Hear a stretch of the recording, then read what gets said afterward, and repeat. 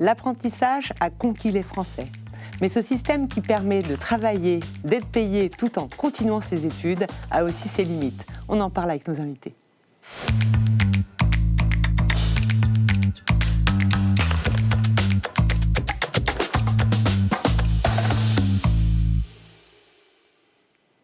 José Milano, vous êtes président exécutif du groupe Omnes, bonjour. Bonjour. Margot Guittard, vous êtes alternante au CFPJ, bonjour. Bonjour. Jean-Philippe Houry, directeur des relations entreprises d'Isor Digital, une école de cinéma, d'animation et de jeux vidéo, bonjour. Bonjour. Et Jeanne Patureau, journaliste au Figaro étudiant, qu'on ne présente plus.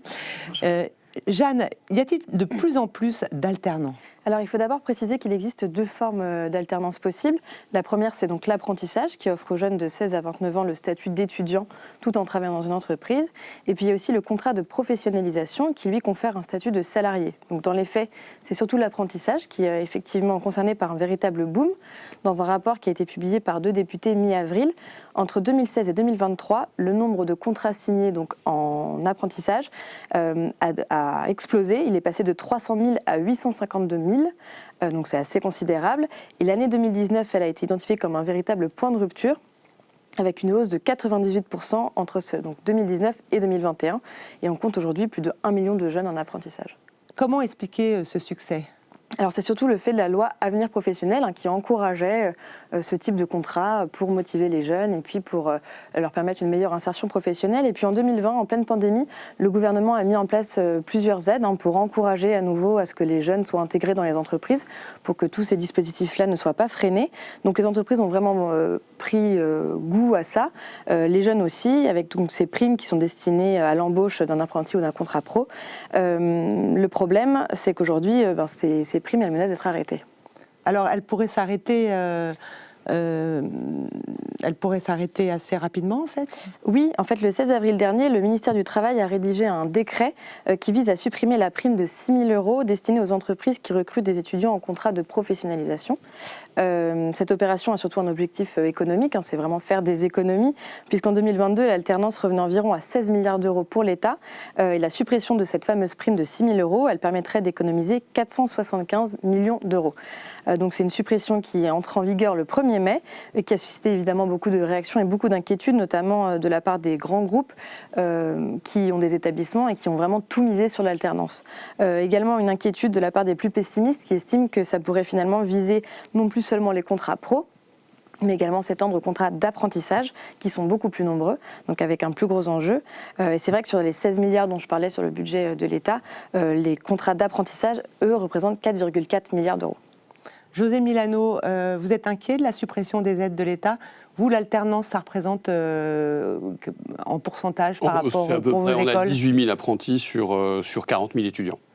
D'accord. Vous avez petite moitié. Combien d'écoles environ ? Une quinzaine d'écoles. On peut en citer. En France, INSEC, Sub de Pub, l'école d'ingénieurs ECE, par exemple. D'accord. Et vous êtes inquiet ? Le problème pour une entreprise, c'est la question de la visibilité. C'est comme vous l'avez très bien expliqué. La question, c'est est-ce que les 6 000 € supprimés d'un côté vont l'être de l'autre ? Mais peut-être plus préoccupant pour le moyen terme, c'est la question des coûts, ce qu'on appelle les coûts contrats, c'est-à-dire la prise en charge de la formation. Et là, aujourd'hui, on nous a annoncé il y a quelques jours 120 millions d'économies supplémentaires, concentrées sur les niveaux 6 et niveaux 7, c'est-à-dire Bac plus 3, Bac plus 5, qui sont des populations qui sont particulièrement bien adaptées, notamment dans les TPE et les PME. Et si le modèle était remis en cause, là, ça conduirait non pas aux étudiants actuels, leur débouché ne serait pas remis en cause, ils finiraient leur scolarité, bien entendu, mais ça peut-être qu'on serait amené à avoir moins d'étudiants à l'avenir et peut-être pas atteindre le fameux million qui a été souhaité par le président de la République.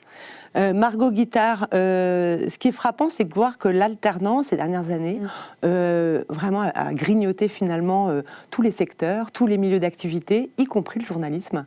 Vous êtes alternante au CFPJ, donc pour ceux qui ne connaissent pas, c'est une entité du CFJ. Comment vous êtes arrivée finalement dans cette école ? Alors moi je suis arrivée là-bas... Alors on ne parle pas d'une école, on parle d'un centre de formation, c'est ça, un centre de formation. En fait, Moi, j'ai d'abord fait une licence d'histoire. Après, on passe les... À l'université, donc. Oui, à l'université. Et après, on passe les fameux concours des écoles de journalisme, qui sont très difficiles, il faut les préparer. Moi, j'ai fait 1 an de préparation. Où ça ? Un stage. En fait, de moi-même. Je me suis préparée de moi-même et j'ai fait un stage de 6 mois dans une rédaction. Et à l'issue de ce stage, voilà, quand on a arrêté les études pendant 1 an, qu'on a fait un stage, une expérience professionnelle, c'est un peu dur de se dire qu'on va retourner dans un cursus classique.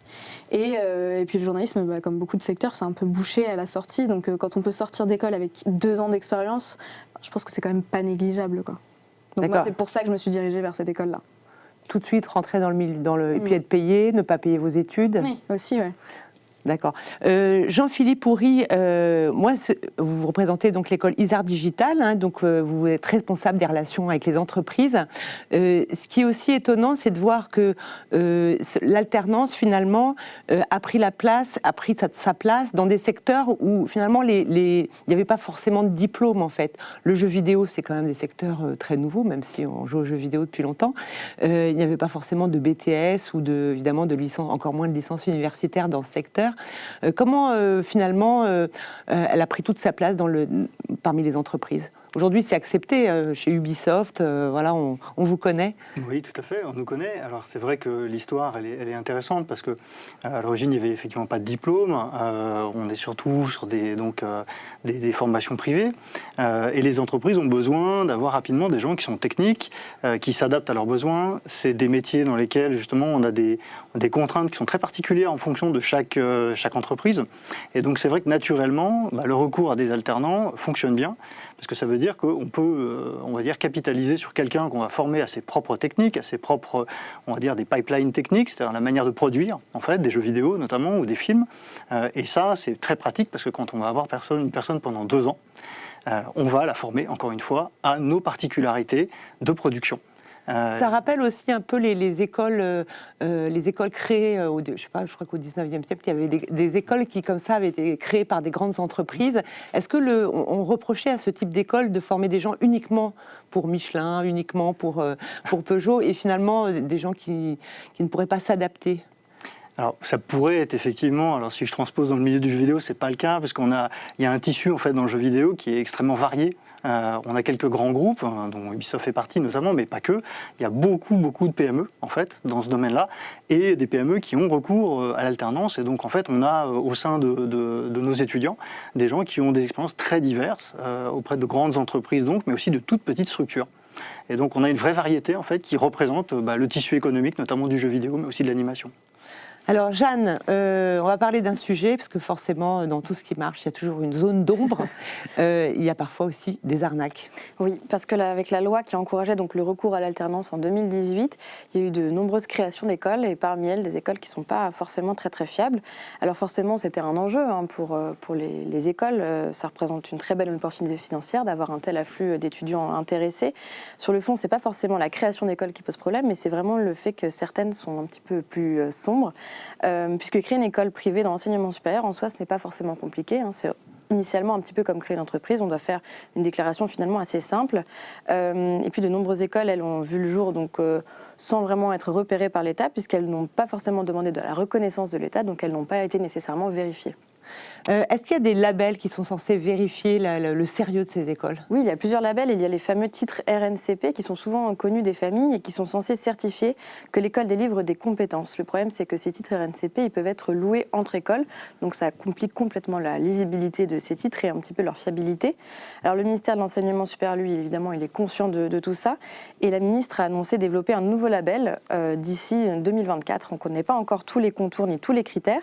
Ce qui est sûr, en tout cas, c'est que Sylvie Retailleau, donc la ministre de l'Enseignement supérieur, a confié au Figaro Étudiant il y a quelques semaines que ce label de qualité se concentrera sur les formations qui fleurissent avec l'apprentissage, donc il y a vraiment conscience que c'est un problème, et notamment sur les domaines nouveaux dont on parlait, donc notamment le numérique et l'événementiel sportif. Alors en attendant, est-ce qu'il y a des conseils ? Comment éviter de tomber finalement sur des écoles pas très fiables ? Évidemment, il n'y a pas de solution miracle. La clé, c'est de se renseigner.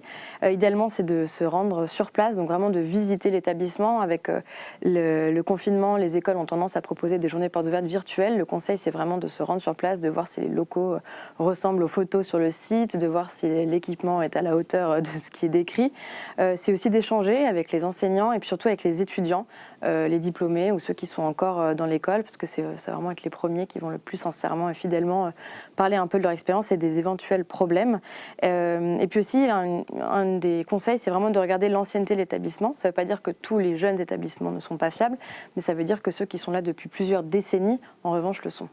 José Milano, que pensez-vous de ce label, de ces problèmes, des RNCP loués, enfin de toute cette partie sombre de l'apprentissage tout n'est pas sombre, mais je crois que vous l'avez très bien présenté. D'abord, on attend les arbitrages de la ministre. Ce sera vraisemblablement pas pour 24, parce que c'est trop compliqué à mettre en œuvre, donc probablement pour 25. Il faut bien considérer deux sujets. Le premier, c'est des établissements qui, effectivement, librement s'installent, mais l'accès à l'apprentissage, ça suppose la preuve qu'au moins pendant 3 cohortes, c'est-à-dire 3 promotions, vous avez une très très bonne insertion professionnelle. Et c'est là où vous avez le droit à des financements publics pour financer la formation. Et vous êtes très contrôlé. Un groupe comme Omnes Éducation, l'année dernière, on a eu 146 contrôles, donc quasiment 1 par jour. Donc on est extrêmement contrôlé. Donc, vous êtes dans le collimateur, là, non, pas du tout. Contrôle, c'est comme les contrôles fiscaux. Mais non. Vous dites qu'il faut 3 années d'expérience, mais ce qu'on a vu aussi, c'est qu'il y a beaucoup d'écoles qui se créent et finalement louent la certification à une autre école moyennant finance. Alors ça, c'est ce qu'on appelle les délégations. Alors d'abord, ça a été instauré par les pouvoirs publics. C'est France Compétences qui l'a souhaité. Oui, c'est tout à fait légal. C'est tout à fait légal. Après, moi, je ne suis pas inquiet sur la tendance, parce qu'en réalité, comme le prix est en train de baisser, donner à un organisme 600 ou 1000 euros, en fait, c'est impossible dès lors que les niveaux de prise en charge baissent. Donc il y a une question de réalité économique. Et puis de surcroît, quand vous louez les titres, en fait, vous devez avoir la même rigueur de gestion que si vous exerciez vous-même la certification. Et si vous ne le faites pas, vous perdez votre titre. Donc personne de sérieux ne va s'amuser à louer des titres pour un plat de lentilles à court terme, se priver de titres pour l'avenir. Donc je sais qu'il y a eu un certain nombre de polémiques autour de ce sujet-là, mais je ne suis pas inquiet sur le fait que du point de vue des pouvoirs publics et de leur contrôle, et puis de cette dynamique qui aujourd'hui est en train d'assainir le marché, donc c'est plutôt quelque chose qui est derrière nous, me semble-t-il. Margot, comment vous avez choisi votre école ? Alors j'ai choisi mon école, déjà il y avait ce côté, c'est un centre formation qui émane du CFJ, donc qui est une très bonne école reconnue. Ça, c'est non négligeable. Puis après, c'est une école qui existe depuis très longtemps. Oui, on parlait de l'ancienneté, oui, Jeanne. Ouais. Voilà, il y a de ça. Puis c'est une école qui a aussi de très bons taux d'insertion derrière. Vraiment, j'ai vu, je me souviens plus précisément des chiffres, mais qui est réputé. Et comment s'est passé on va parler aussi de l'entreprise, finalement, le troisième parti. Comment ça s'est passé ? Comment vous avez trouvé une entreprise ? Est-ce que l'école vous a aidé ? Est-ce que c'est vous-même ? Alors, moi, c'est un peu spécifique. J'ai fait 2 alternances sur mes 2 années. Ah, c'est possible, d'accord. Ouais, c'est possible. C'est un changement. Au départ, j'ai signé un contrat de 2 ans. Finalement, j'ai eu envie de changer de poste. J'étais en télé, j'avais envie de faire plus des réseaux sociaux, donc j'ai changé. La première alternance, c'était non, je l'ai trouvée tout de suite de moi-même, avant même d'avoir passé le concours, en fait, parce que j'avais déjà fait un stage là-bas, ils cherchaient quelqu'un, voilà. Et la deuxième, j'ai eu de l'aide de l'école. Il y avait des petits, comment ils appelaient ça ? Des offres d'emploi, Oui, ils partageaient des offres. Puis il y avait des job dating aussi. Voilà. Donc, vous aidez à Isard Digital les élèves à chercher une entreprise. Est-ce que c'est compliqué aujourd'hui, ou les entreprises raffolent toujours des alternants ? Aujourd'hui, on a la chance, nous, en tout cas, d'avoir un réseau d'entreprises qui nous fait confiance, puisque Isard a plus de 20 ans. Ça fait plus de 20 ans qu'on travaille avec les studios aujourd'hui. Et donc, ils viennent régulièrement. Vous parliez là de job dating. On en fait 3 par an. Et on a au moins une quarantaine d'entreprises à chaque fois qui viennent en fait, dans les forums pour recruter des étudiants. Donc la réalité, c'est qu'on va aider les étudiants. Par contre, on ne se substitue pas à eux. La mission de l'école, en fait, c'est de former les jeunes à chercher. Donc on va mettre en place un écosystème bénéfique pour eux qui va leur permettre en fait, d'acquérir les codes, d'avoir les outils et d'avoir un réseau en fait, à disposition. Voilà. Moi, je me pose toujours la question du terme du niveau scolaire, finalement, qui est exigé. Qui contrôle le niveau scolaire de l'élève qui va être... on ne dit pas élève, on dit, parce que ce sont des salariés, finalement, mais du futur apprenti ou alternant. C'est l'école qui choisit l'élève ? Est-ce qu'il y a un petit concours, il y a un examen ? Vous avez passé un examen Alors, moi, comme j'ai passé le concours du CFJ, il y avait une admission parallèle, j'ai juste passé un oral. D'accord. Mais c'est un oral assez long. C'est plus un entretien professionnel, quand même. Enfin, pose beaucoup de questions sur les acquis professionnels avant tout. Donc, Ouais. mais après, je pense que c'est peut-être spécifique au journalisme aussi, mais... José Milano, comment ça se passe? Ça dépend des Parce écoles. que l'entreprise, finalement, fait confiance à l'école. Enfin, dit, bon, bah, si il a été accepté dans cette école, c'est que c'est sérieux. Et finalement, peut-être l'école se dit, bah, si l'entreprise l'a embauché, c'est qu'il est bien aussi. Enfin, comment ça se passe? Comment se passe la sélection? Il y a des sélections, alors, qui sont différentes, effectivement. Mais souvent, parfois. c'est moins exigeant quand même. C'est moins exigeant, mais notre intérêt n'est pas d'avoir des étudiants qui vont lâcher en cours d'année, qui ne seront pas motivés ou qui n'auront pas le niveau. Parce que de toute façon, il y a quand même un programme à suivre, même si les modalités d'apprentissage sont différentes. Et il y a des examens de fin d'année, et notre intérêt, c'est de les amener au bout de leur formation. Parce que quand même, souvent, il y a des mêmes écoles qui ont une version formation initiale avec un concours, et puis une version en alternance où les exigences sont moins fortes. Pas toujours, parce que par exemple, dans toutes les écoles de la conférence des grandes écoles, vous rentrez de la même façon dans ces écoles-là et vous choisissez la modalité après être rentré dans les écoles. Donc en fait, c'est un diplôme est un diplôme, et en fait, pour ces écoles-là en l'occurrence, et le sérieux est le même que ce soit dans la formule classique ou la formule alternance. Jean-Philippe Pourret, est-ce qu'on trouve plus facilement du travail lorsqu'on sort d'un contrat en alternance par rapport à une formation initiale ? Je ne sais pas si vous faites les deux, vous faites uniquement de l'alternance, mais... Alors nous, on a effectivement une formule, et je vous rejoins sur ce point-là. On a les mêmes critères en fait de sélection, et après on va irriguer effectivement des cursus qui sont mélangés. C'est-à-dire que les étudiants vont partir en alternance à partir du moment où ils auront trouvé. Mais c'est un cursus commun, en fait. Donc voilà, il y a cette originalité-là. Donc ils sont dans la même classe. Ceux qui font une formation initiale, comme on appelle, voilà, tout à et fait. Ceux en alternance, finalement, partagent la même classe. Ils ont les mêmes rythmes, ils ont les mêmes objectifs, voilà, mais par contre, leurs expériences professionnelles vont compléter en fait leur spécialisation d'une manière différente. Donc certains sont en stage, par exemple, et d'autres en alternance. Certains peuvent être en stage et d'autres en alternance. Ça offre une variété en fait de profils qui est très très intéressante justement pour ces formations. Et est-ce qu'il n'y a pas un risque que finalement les entreprises profitent de ce système pour avoir des salariés un peu à bas prix et puis finalement n'embauchent jamais personne? Il y en a 1 sur 2 qui aujourd'hui en moyenne est recruté par l'entreprise dans laquelle il a fait son alternance. Donc c'est que les chiffres parlent d'eux-mêmes. Donc c'est quand même très positif de façon globale. Et en plus, les niveaux de salaire à la sortie sont supérieurs à ceux des formations classiques, et le niveau d'insertion est normalement 5 points supérieur. Donc c'est quand même des facteurs qui sont objectifs et qui vont dans le sens de l'alternance.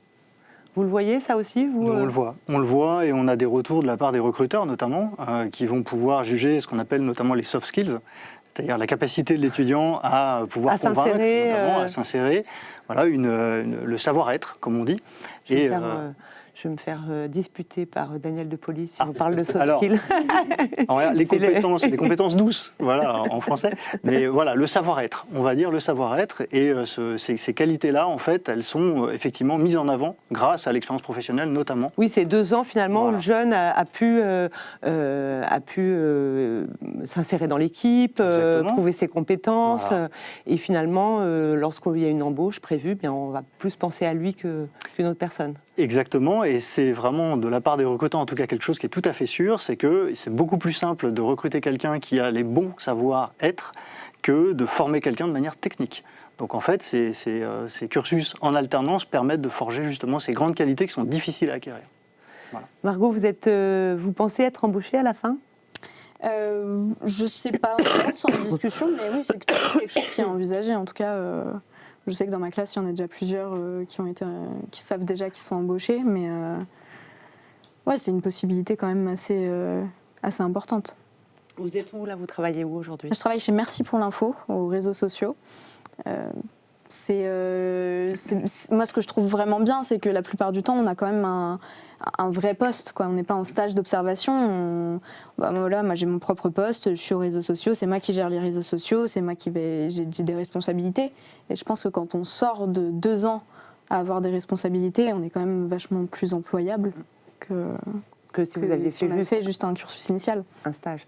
José Milano, est-ce qu'il y a des formations qui marchent mieux que d'autres en apprentissage, puis d'autres finalement, c'est plus... Je pense au métier d'ingénieur, parce que vous avez des formations commerciales aussi en ingénieur. Est-ce qu'ingénieur aussi, on a 17% aujourd'hui dans les écoles d'ingénieurs d'étudiants qui font de l'apprentissage, donc c'est très significatif, c'est en croissance.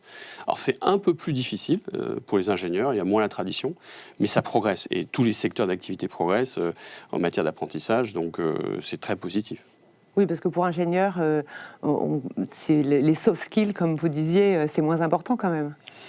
Il faut d'abord des hard skills, c'est-à-dire des compétences techniques. Il faut aussi s'intégrer je rejoins mon collègue, il faut aussi s'intégrer dans les cultures d'entreprise, et puis les meilleurs éléments sont gardés. Donc c'est très important d'avoir cette habitude, d'avoir ces apprentis, et puis qui apprennent avec des rythmes différents. Et effectivement, ceux qui peuvent prendre des responsabilités plus vite ont plus de chances ensuite de rester dans l'entreprise en tant que CDI.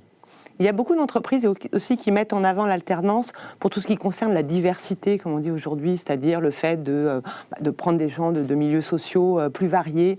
Est-ce que c'est quelque chose que vous mettez aussi en avant? Est-ce que c'est quelque chose que vous voyez? Parce que finalement, l'alternance, c'est moins cher. L'étudiant, s'il n'a pas d'argent pour faire ses études, il est payé. C'est quelque chose que vous voyez aussi? On le voit, tout à fait. C'est un vrai facteur de diversité. Et aujourd'hui, en tout cas, c'est une vraie préoccupation de la part des étudiants qui viennent en formation et qui peuvent, par exemple, rejoindre nos formations à partir du master où cette alternance est mise en place, parce que c'est justement, on va dire, un facteur qui leur permet de mettre en place des études longues, là où ce n'est pas possible de le faire s'ils sont uniquement eux-mêmes en financement. Oui, parce qu'une école de jeux vidéo classique, je dirais, c'est 10 000 € l'année, quelque chose comme ça. Un tout petit peu moins, mais voilà. Oui, 8 000 € l'année. Donc ça, c'est la possibilité de faire une formation, finalement, sans payer ses études. Margot, c'était un aspect intéressant pour vous, j'imagine? Oui, franchement, c'est non négligeable. Déjà, le fait d'être payé tout court. Mais vous êtes payé combien aujourd'hui? Je suis payée quasiment au SMIC. Parce que je suis en fin d'études, puis après on touche les mêmes primes que les salariés de l'entreprise. C'est-à-dire combien exactement? 1400 et quelques, ouais.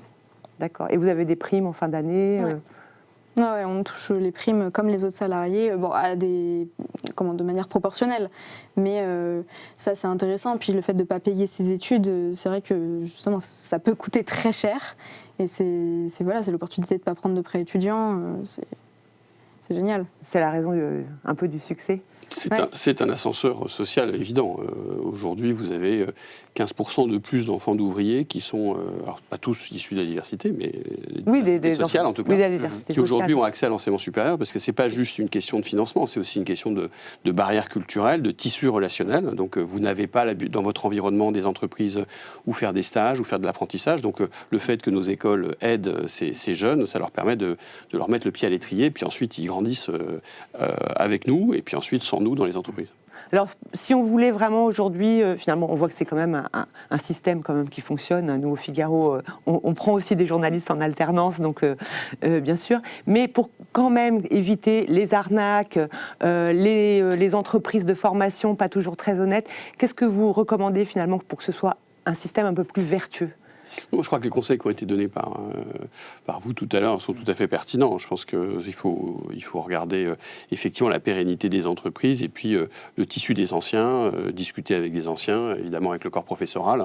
Et voilà. Mais l'immense majorité des gens, heureusement, et des entreprises font correctement leur métier, heureusement, sinon on n'aurait pas le succès que vous rappelez.